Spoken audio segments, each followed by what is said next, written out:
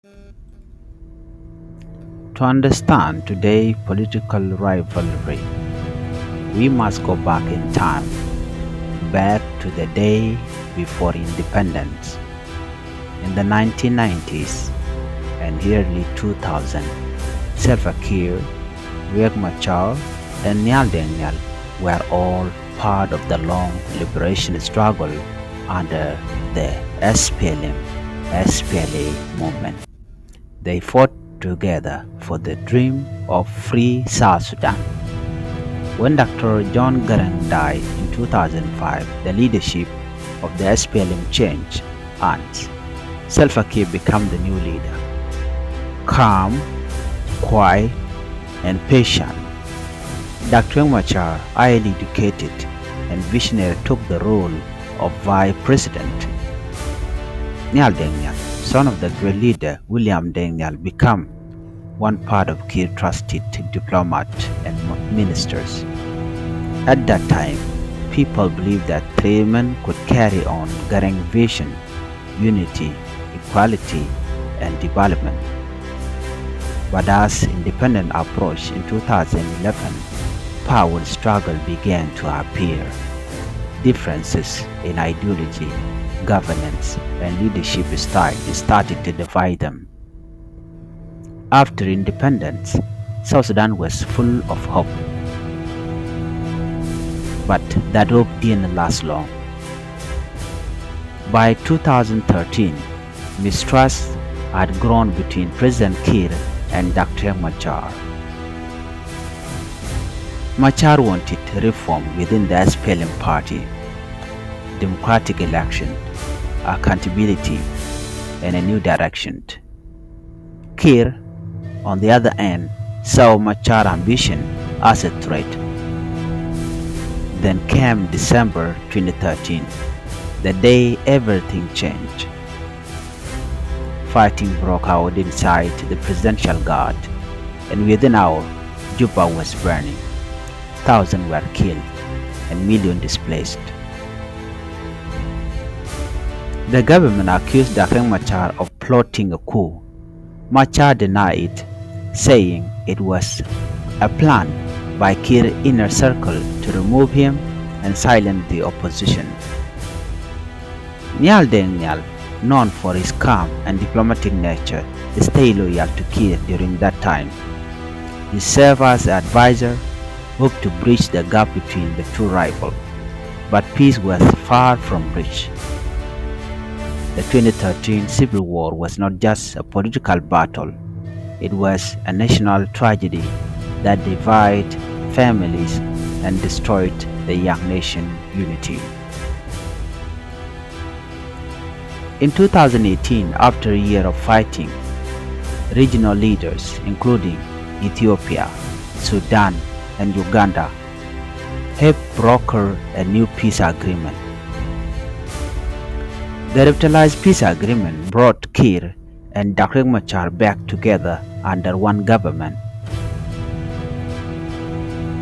The two men shook hands, smiled for the cameras, and promised peace, but inside, the government mistrust remained.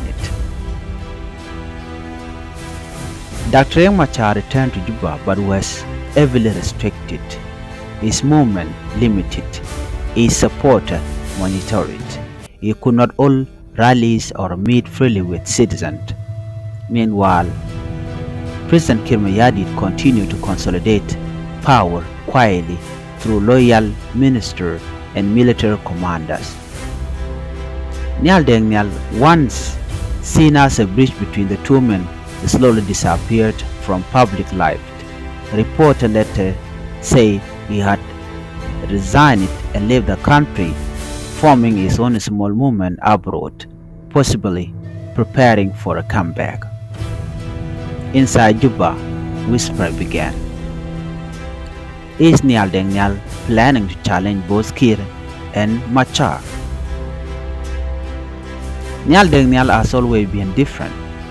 He doesn't speak loudly, doesn't argue on TV, and rarely make public comments. But behind closed doors, He is respected by diplomats, military leaders, and foreign government. Nhial served in key positions: Minister of Defense, Foreign Affairs, and Presidential Affairs. He knows the system inside out. Some insiders believe that if South Sudan hold real election in 2026, Nhial could emerge as a compromise candidate, someone acceptable to both Kiir and Machar camps. Nhial represents a quieter, more diplomatic leadership style. But others said his silence is political strategy, waiting for the right moment to return.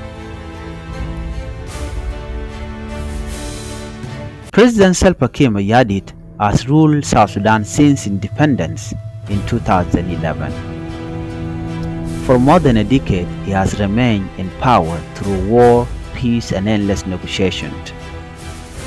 To his supporters, Kiir is a symbol of stability, a man who held the country together during chaos. But to his critics, he is a symbol of stagnation, a leader who feared democracy and elections. Under Kiir leadership, the country has faced corruption, poverty, and delayed reform. The 2023 to 2026 transition period was meant to prepare South Sudan for election, but deadlines have been missed repeatedly.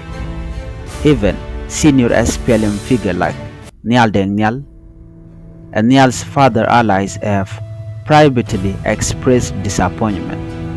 Today, as 2026 draws closer, many South Sudanese are asking, will Kiir allow freedom or will he delay it again? Dr. Machar remains one of the most polarizing leaders in South Sudan. Loved by his supporters, hated by his enemies, but respected for his resilience. His political vision has always centered on federalism, democracy, and inclusion. He argues that South Sudan's problem is not tribe, it is dictatorship and corruption. Dr. Machar Kem believed that President Salva Kiir feared a fair election because the people would vote for change.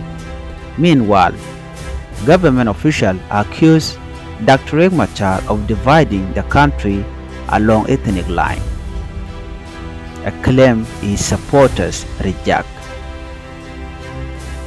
The SPLA-IO today includes members from all tribes, proving that his struggle is national, not tribal. Machar's biggest challenge, however, is political restriction. He cannot travel freely, organize rallies, or campaign publicly. How can a leader compete in an election if he cannot move or speak freely? That is the silent question echoing across South Sudan. The upcoming 2026 election is supposed to mark a new chapter for South Sudan, but will it really happen? The peace roadmap is already behind schedule. Security arrangements are incomplete. The constitution is unfinished, and the national census has not been done. Without these steps, can there be a fair election? Some international observers fear that South Sudan might again postpone democracy in the name of peace. But others believe this is the country's best chance to finally move forward. If the election happens, it will be a three-way political test. Kiir's experience, Machar's vision, and Nhial diplomacy. Who will the people trust? The man who built the state, the man who fought for reform, or the man who stays silent but smart? Across the country, ordinary South Sudanese citizens are tired of political game. From Juba to Bentiu, from Bor to Malakal, people want peace, job, and justice, not endless power struggle. Young people are asking, why do our leaders fear elections? Why must we suffer while they sit in hotels? The truth is simple. South Sudan's future cannot be built by one man or one tribe. It must be built by a new generation that believes in equality and accountability. Kiir, Machar, and Nhial have each played their part in history.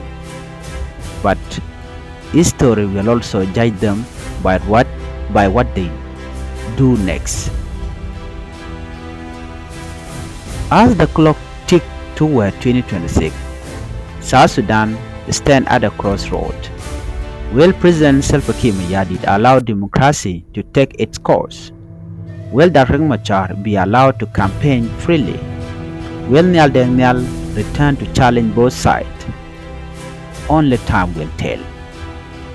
But one thing is clear, the silent power battle has already begun. And this time it won't be fought with gun. It will be fought with truth, courage, and the will of the people. South Sudan deserves leadership, not dictatorship. It deserves unity, not division. And above all, it deserves hope. To understand today's political rivalry, we must go back in time, back to the day before independence. In the 1990s and early 2000s, Salva Kiir, Riek Machar, and Nhial were all part of the long liberation struggle under the SPLA movement. They fought together for the dream of free South Sudan. When Dr. John Garang died in 2005, the leadership of the SPLM changed hands. Salva Kiir became the new leader. Calm, quiet, and patient. Dr. Machar, highly educated and visionary, took the role of vice president. Nhial, son of the great leader William Daniel, became one part of Kiir's trusted diplomat and ministers. At that time, people believed that three men could carry on Garang's vision, unity, equality, and development.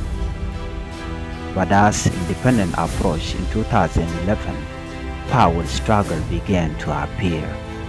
Differences in ideology, governance, and leadership style started to divide them. After independence, South Sudan was full of hope.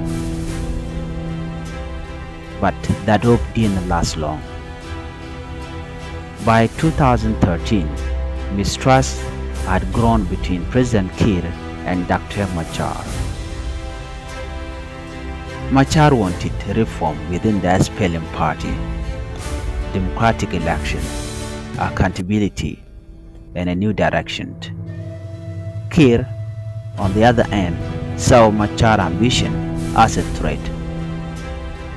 Then came December 2013, the day everything changed. Fighting broke out inside the presidential guard, and within an hour, Juba was burning. Thousands were killed and millions displaced. The government accused Dr. Machar of plotting a coup. Machar denied it, saying it was a plan by Kiir's inner circle to remove him and silence the opposition. Nhial, known for his calm and diplomatic nature, stayed loyal to Kiir during that time. He served as an advisor, hoped to bridge the gap between the two rivals. but peace was far from reach. The 2013 civil war was not just a political battle, it was a national tragedy that divided families and destroyed the young nation unity. In 2018, after a year of fighting, regional leaders including Ethiopia, Sudan, and Uganda have brokered a new peace agreement.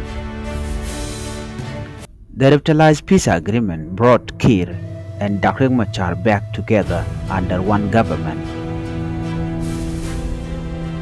The two men shook hands, smiled for the cameras, and promised peace, but inside, the government mistrust remained. Dr. Machar returned to Juba but was heavily restricted, his movement limited, his supporter monitored.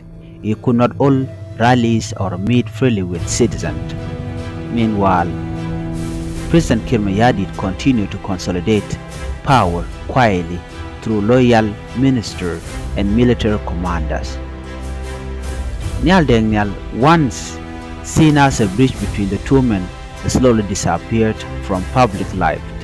A reporter later said he had resigned and left the country, forming his own small movement abroad, possibly preparing for a comeback. Inside Juba, whisper began. Is Nhial planning to challenge both Kiir and Machar? Nhial has always been different. He doesn't speak loudly, doesn't argue on TV, and rarely make public comments. But behind closed doors, he is respected by diplomats, military leaders, and foreign governments. Nhial served in key positions: Minister of Defense, Foreign Affairs, and Presidential Affairs. He knows the system inside out. Some insiders believe that if South Sudan hold real election in 2026, Nhial could emerge as a compromise candidate, someone acceptable to both Kiir and Machar camps. Nhial represents a quieter, more diplomatic leadership style. But others said his silence is political strategy, waiting for the right moment to return. President Salva Kiir has ruled South Sudan since independence in 2011. For more than a decade, he has remained in power through war, peace, and endless negotiations. To his supporters, Kiir is a symbol of stability, a man who held the country together during chaos. But to his critics, he is a symbol of stagnation, a leader who feared democracy and elections. Under Kiir leadership, the country has faced corruption, poverty, and delayed reform. The 2023 to 2026 transition period was meant to prepare South Sudan for election, but deadlines have been missed repeatedly. Even senior SPLM figures like Nhial and Nhial's father allies have privately expressed disappointment. Today, as 2026 draws closer, many South Sudanese are asking, will Kiir allow freedom or will he delay again? Dr. Riek Machar remains one of the most polarizing leaders in South Sudan. Loved by his supporters, hated by his enemies, but respected for his resilience. His political vision has always centered on federalism, democracy, and inclusion. He argues that South Sudan's problem is not tribe, it is dictatorship and corruption. Dr. Machar Kem believed that President Salva Kiir feared a fair election because the people would vote for change. Meanwhile, government officials accused Dr. Machar of dividing the country along ethnic lines, a claim his supporters reject. The SPLA-IO today includes members from all tribes, proving that his struggle is national, not tribal. Machar's biggest challenge, however, is political restriction. He cannot travel freely, organize rallies, or campaign publicly. How can a leader compete in an election if he cannot move or speak freely? That is the silent question echoing across South Sudan. The upcoming 2026 election is supposed to mark a new chapter for South Sudan, but will it really happen? The peace roadmap is already behind schedule. Security arrangements are incomplete. The constitution is unfinished, and the national census has not been done. Without these steps, can there be a fair election? Some international observers fear that South Sudan might again postpone democracy in the name of peace. But others believe this is the country's best chance to finally move forward. If the election happens, it will be a three-way political test. Kiir's experience, Machar's vision, and Nhial diplomacy. Who will the people trust? The man who built the state, the man who fought for reform, or the man who stays silent but is smart? Across the country, ordinary South Sudanese citizens are tired of political game. From Juba to Bentiu, from Bor to Malakal, people want peace, job, and justice, not endless power struggle. Young people are asking, why do our leaders fear elections? Why must we suffer while they sit in hotels? The truth is simple. South Sudan's future cannot be built by one man or one tribe. It must be built by a new generation that believes in equality and accountability. Kiir, Machar, and Nhial have each played their part in history. But history will also judge them by what they do next. As the clock ticks toward 2026, South Sudan stands at a crossroad. Will President Salva Kiir allow democracy to take its course? Will Dr. Machar be allowed to campaign freely? Will Nhial return to challenge both sides? Only time will tell. But one thing is clear, the silent power battle has already begun. And this time it won't be fought with gun. It will be fought with truth, courage, and the will of the people. South Sudan deserves leadership, not dictatorship. It deserves unity, not division. And above all, it deserves hope.